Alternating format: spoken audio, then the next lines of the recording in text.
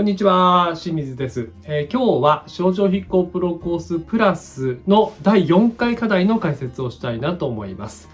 まず症状論なんですけれども、こちらですね。受者ですよね。受者がちょっと難しい症状になります。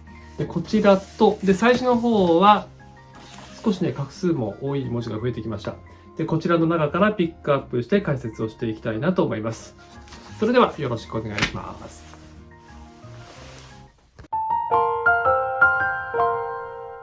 はい、ではまず症状なんですけれども、この症状、主文が1、2、3、4、5、6、7行で、受者が1、2、3行で、増者が1、2行なので、7、3、2の表彰状になります。ただ、普通の7、3、2と違うのは、こちらですね。受者の部分になります。で受者の部分がまず所属ですよね。所属があります。でこの所属は何かというと、このお二人の所属になります。そして肩書きがあります。でこの肩書きも何かというと、このお二人の肩書きになるんです。お二人にこの肩書きがついています。まずそういう症状だということを知っておいてください。でちょっと、ポイントの方を見てみますね。で、ポイントの方を見てみると、まずここね、赤い丸で書いてあるんですけれども、この方にも同じ肩書きなんですね。なのですが、省略してます。で、この省略に関しては、絶対省略しなきゃいけないとかそういうことではなくて、これはご依頼主の指示通りに書きます。だからご依頼主がこちらの方にも同じように窓口担当者というのをつけてあれば、こちらも同じものを書いた方がいいと思います。今回の場合は省略ということなので省略しています。はい、で文字の大きさなんですけれども、お二人ともお名前なので17。表題の次に大きいサイズになります。なのでそれ同じです。2行2人並んでいても同じになります。で問題は書き出し位置です。書き出し位置。で書き出し位置なんですけれども、こちら所属と肩書きとお名前が来ています。なのでまず所属が一番上から書き出します。この関東支店の中の窓口担当者ということですね。で窓口担当者のこのお二人の名前ということなので、書き出しの順番が一番上が所属、肩書き、お名前ということになっています。ちなみに会社名は入っていません。で、これ会社内部で配る症状なので、こちらの方、増者の方に会社名が入っているので、こちら受者の方には入っていません。関東支店から来ています。これ、外部に送る症状の場合はこういうことはありえません。外部に送る症状の場合は必ず会社名が先に入ることになります。はい。で、書き出し位置ですね。まず、最初にどうやって考えるかっていうと、表題と所属だったり肩書きというのは揃えるとね、非常にね、綺麗に見えたりするんですね。で、それがあるのですけれども、今回の場合は、この肩書きの方を揃えています。これ別に所属の方を揃えてもいいんですね。で、所属の方を揃えると肩書きがもっと下げて書かなくちゃいけなくなっちゃうんで、そうするとね、ここも狭くなってしまうので、なので今回はこちらの方、肩書きの方を表題に合わせています。で、それに合わせて一文字から半字程度上から書き出していますね、こちら。お二人のお名前は揃えます。で、ここからここの距離。お名前の距離なんですけれども、これ普段ね、110ですよね。A3 症状の場合。なのですけれども、上にこれが載ってます。肩書き載ってるので、110よりは狭くしています。100だったりとか90にしています。で、こちらのね、上の、この間隔ですね。間隔なんですけれども、今回は5と4にしてます。で、別に5と5でも構わないし、6と5でも構わないんですけども、こちらのお名前が2人並んでいる方を狭くなってますよね。こちらの方が広くなることはないです。同じかもしくは1ミリ、2ミリ程度。2ミリってことはないな。1ミリ程度、こちら広く、こちら狭くなります。はい。この症状に関してはポイントはそこになりますね。あとは今まで通りに書いていただければ問題ありません。では実際レイアウトするとどうなるかというと、こちら。はい、実際レイアウトするとこんな感じになります。で、この割り付けです。横の割り付けですよね。一文字ごとに。これはね、ここまで複雑になってくると僕はしっかり引いといた方がいいと思います。結構文字の大きさはね、ミリ単位で違いますよね。いろいろありますけれども、しっかりとここも測って線を引かないと結構ね、ばらつきが出てきちゃうので、僕は引いておいた方がいいと思います。ちょっと手間ですけれども、やってください。症状筆行って文字を書く、毛筆で文字を書く以上にレイアウトの方が重要だと思っていただいて、というかレイアウトがちゃんとできてれば7割8割それで完成度が決まってくると思ってください。それほど重要だと思ってください。で、実際というか、下書きをするとどうなるかというとこうなります。はい、これね、筆講士さんによって考え方違うんですけれども、僕は下書きを非常に重要視しています。で、下書きの段階で誤字脱字、もしくはバランス、そうですね、その辺も確認するようにしています。できることであれば下書きもちゃんとしてみてください。はい、以上、症状の方の、説明になります。こちらですね。はい、だいたいね、3枚ぐらい練習してもらって、出来がいいのを送ってください。それでは次に催字、文字をピックアップして解説をしていきたいなと思います。はい、催字の部ですね。左の行から見ていきましょう。まずこちら、店、これやってみます。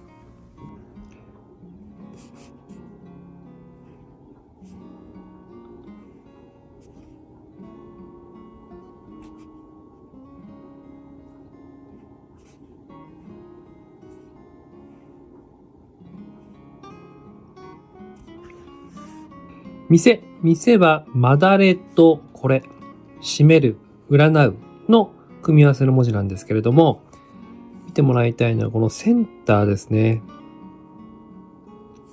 センターに対してまだれはセンターなんですよ。こう均等ですね。だけどこの中の部分がセンターよりも若干右に来ています。これがポイントになります。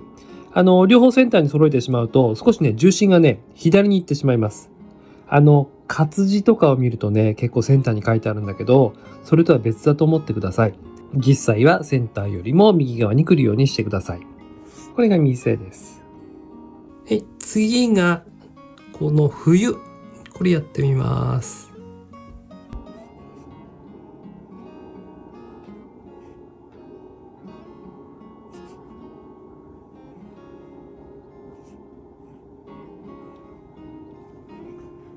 冬もさっきの店と同じでセンター、まず注意ですね。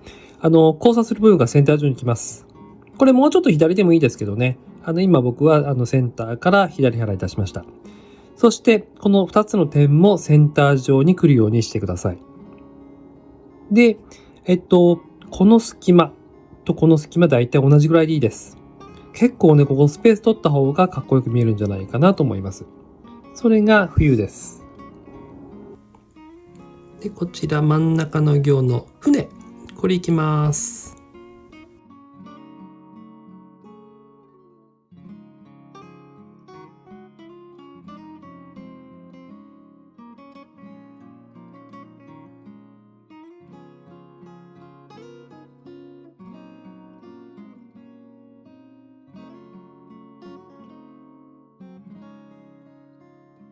まず辺の方、これ船辺ですけれども、船辺は点、まず注意です。斜めに点します。で、下の点はね、下に点を引きます。これポイントになります。で、この右の跳ね上げなんですけども、これは上から筆を僕は入れてます。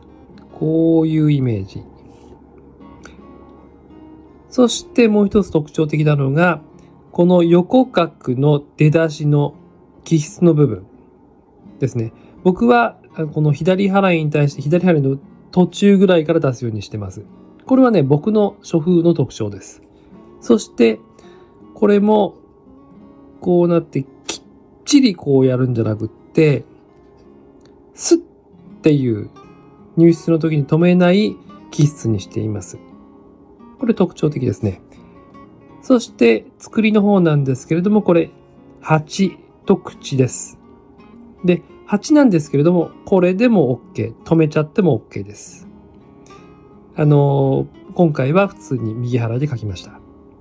で、これ見てもらうとわかるんですけれども、こっち長っぽそく書いてますよね。で、こっちどっちかというとこう正方形に近い形で書いてます。このイメージ。はい、これが船です。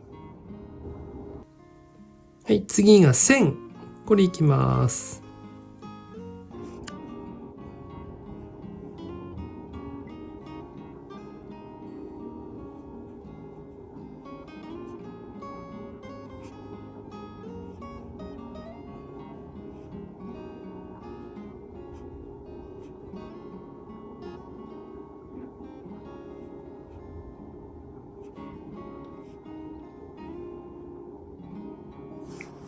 線、まず糸辺から見ましょう。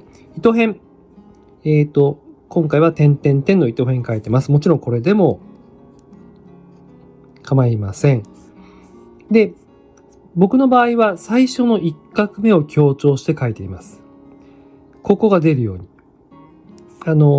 活字とか見るとね、こっちの下の方を出すことが多いんだけど、辺としては僕は最初の一画目を強調した方がバランスが取れるので、こちらを強調しています。左に出すようにしています。そして点点点。ここね。このイメージ。で、ちなみにこれとこれは平行です。で、こう均等。で書いてます。次に作りの泉なんですけれども、白と水で泉。で、ここセンターラインあるんですけども、糸辺よりもね、若干大きめに書いてますよね。若干ですけど。そして、こういうとこで均等にします。で、ここ内側に絞りすぎないで、線のね、外側は絞っちゃっていいんですよ。だけど中はね、もう基本的には真下だと思ってください。そして水。水は、こうつけても間違いではないんだけど、ここはね、離すのを基本としましょう。こうきっちり離します。で、ここ、左払いのところが、あんまり鋭角になりすぎないように、少しゆとりを持ってというかね、ここスペース取るようにしてください。ここね。左払いと右払いなんですけども、大体ね、左側のパーツと同じぐらいの高さに来るようにしてます。で、右払いいきますよね。で、ここに重心が少しかかるように太くしてますよね。で、ちょっと長めにしてます。はい、これが線です。はい、一番右の行の春。これやってみます。